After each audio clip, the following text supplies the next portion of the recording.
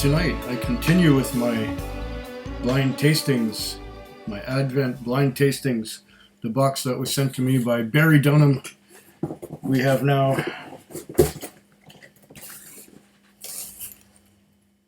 3 left at the bottom there. And those 3, I don't know what they are, but we're going to pull them out.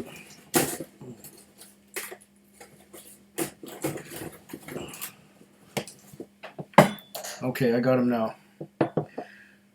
One is bottled at 55% ABV, one is bottled at 57.5 ABV, and the other one is a questionable ABV.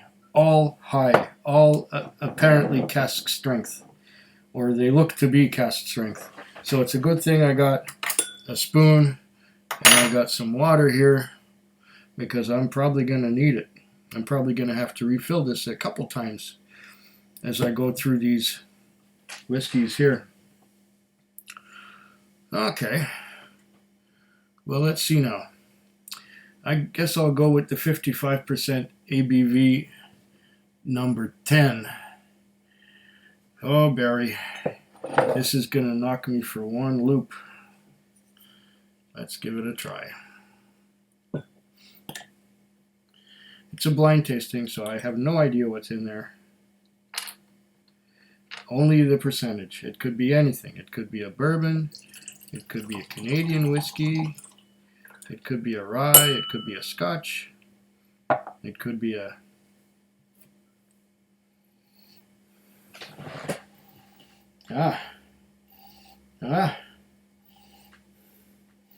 Yep.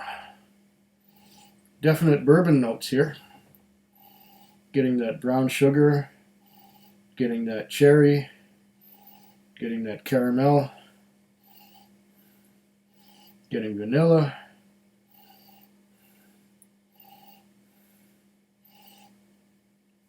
Yep. Classic notes. A little bit minty.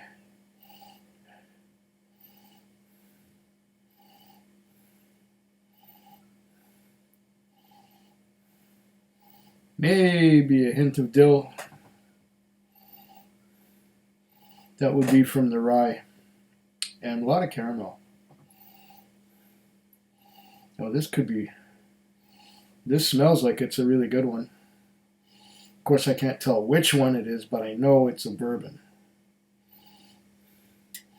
Maybe when I taste it, I'll have a better idea. If it's got a lot of nutty notes, it could be... Jim Beam. If it's got a lot of banana, well then it could be from Tennessee.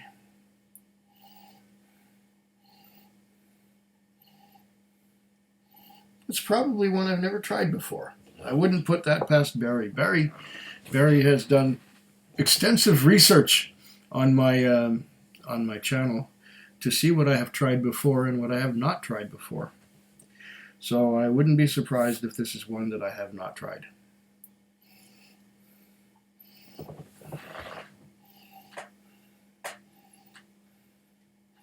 Yeah, quite a bit of caramel and vanilla now. The brown sugar and cherry seem to have moved aside a little bit. And I'm getting some mintiness, which would suggest a high rye content. Now, I'm going to wet my whistle just a little bit because my mouth is a bit dry. Not because I've had anything to drink yet, just because I had dinner about 3 hours ago, and I got ready and I went out and did some shopping. I got some shopping done.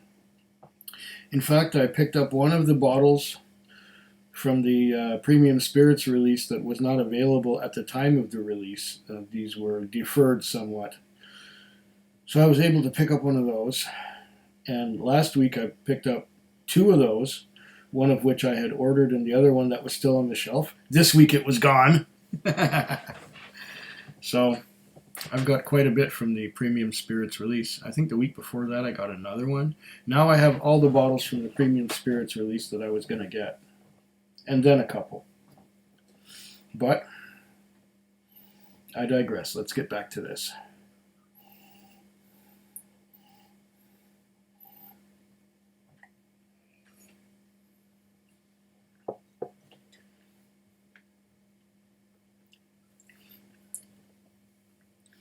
Number 10 for the 20th of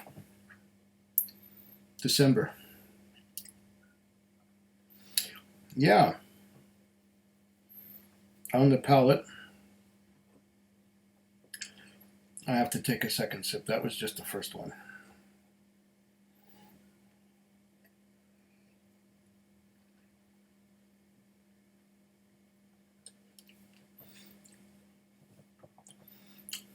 Well, this is strong.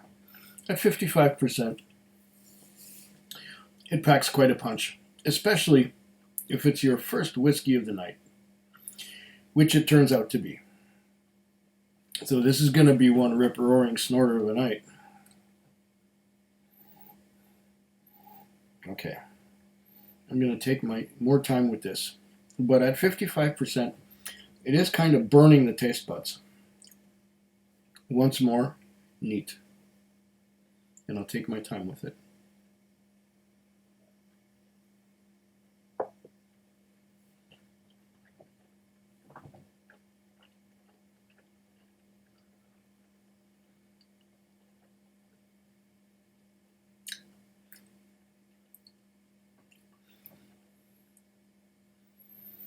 Okay.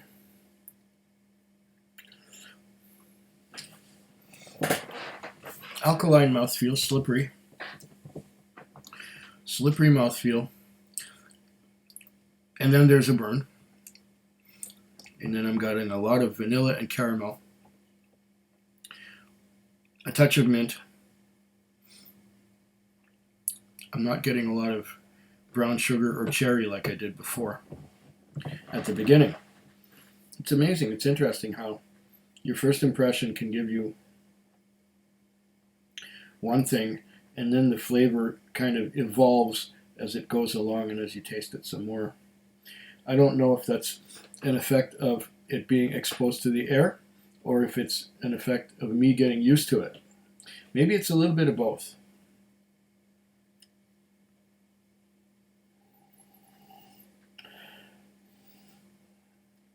This stuff is fine, except it's a little hot. So I'm going to add a spoonful. I'm going to add a spoonful of water and see what it does to it. Not just a drop or two. Here, the aim is to bring the ABV down. To bring the ABV down into more a sipping strength. I guess I brought it down to about 50 now. Down from 55%. And 50 is in the high end of the drinking strength. Drinking strength for me is typically between 43 and 51. Starter strength is 40% alcohol by volume. That's like being in first gear. And first gear is just to get you moving. Now once you're moving a little bit down, you put it into second.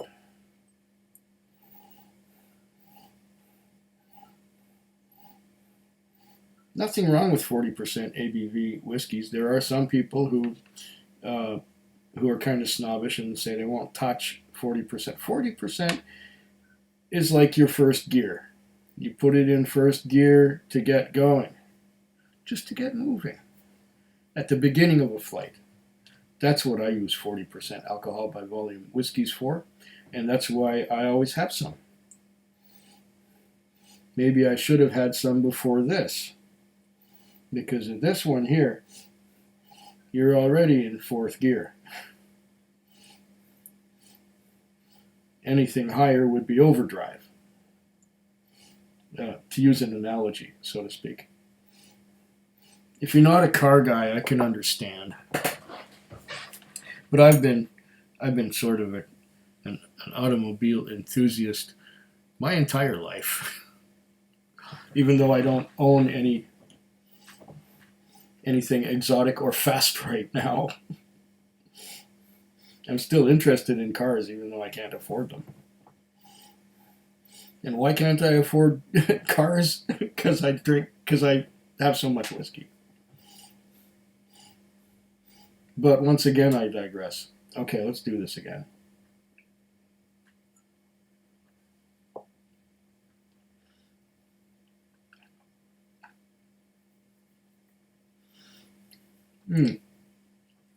Okay, now it's nice. Now it's creamy. It's not too hot. I'm getting the vanilla and caramel, and now a strong cherry note. Strong cherry note mid-palate, and towards the end, a minty finish. Yep. This is quite a nice, get the last drops out of there. Quite a nice bourbon, as long as you give it some water. Without the water, it's too hot for me. But with 1 spoon of water to a quig-sized dram, it's lovely.